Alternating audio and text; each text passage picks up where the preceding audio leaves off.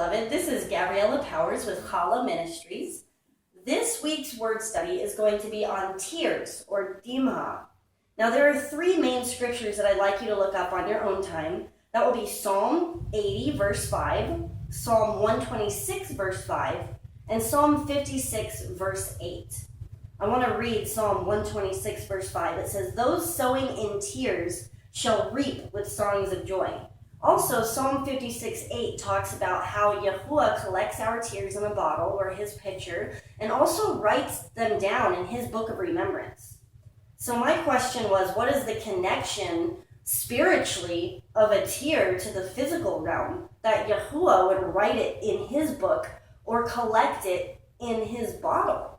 So we're going to look at the first letter here is Dalet, which has a numerical value of 4. It represents the needy person who is bent or lowly.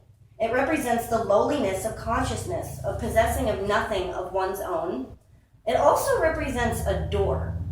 Now, the letter Mem here has a numerical value of 40, which we know means renewal, judgment, and transformation. It also means the revealed knowledge of Yahuwah. It represents waters because the word waters is Mayim in Hebrew. But it also represents the questions we ask, like who, what, where, when, why, and how. Now, Ayin has a numerical value of 70, which is double portion blessings. It also represents the inner eye, the ability to choose between good and evil. It also represents to hear, obey, to see, and not to speak, okay? And Hey has a numerical value of 5. It means, hey, look, behold. It also represents the 5 levels of our soul, and because it is at the end of the word, it feminizes it. So we can look at this letter as it is reproductive and also feminine.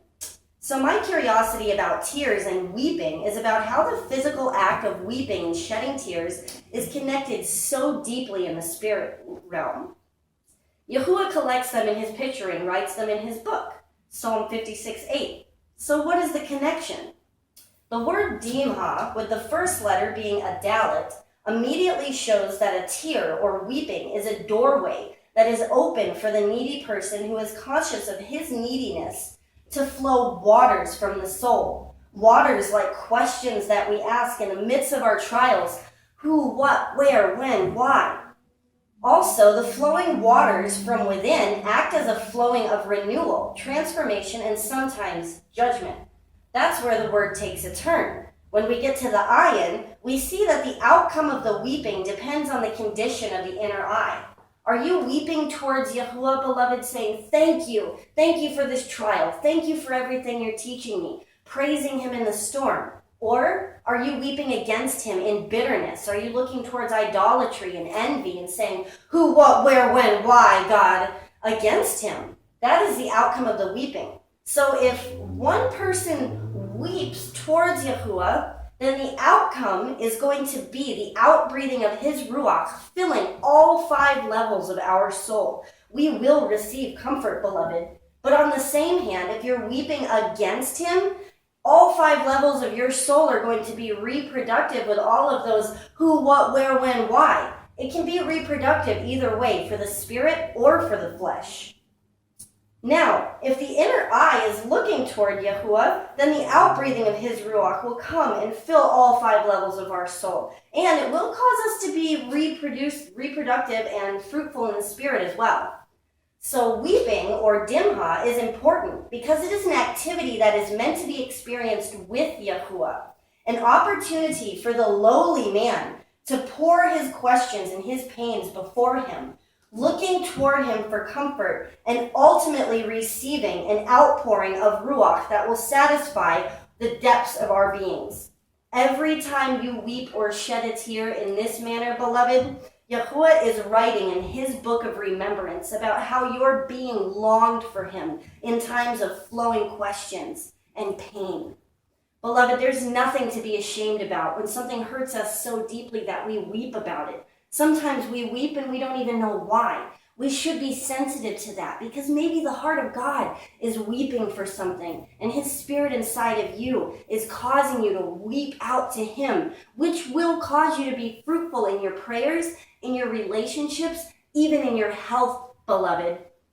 Scientifically, it's proven that tears that are shed with emotion actually bring toxins out of our body. Please remember that in times of pain and trial.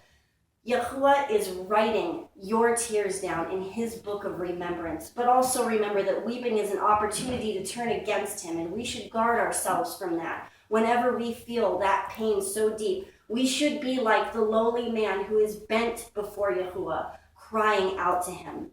We pray that this blesses you. Be sure to visit our website. We do have a really cool new website we've been working really hard on. We really want to bless you guys as much as we can. That's why we spend all this time pouring into it. So please share with as many people as possible. Take notes and teach others. Take what we're feeding you to feed others as well, beloved. Thank you again. Shalom Aleichem.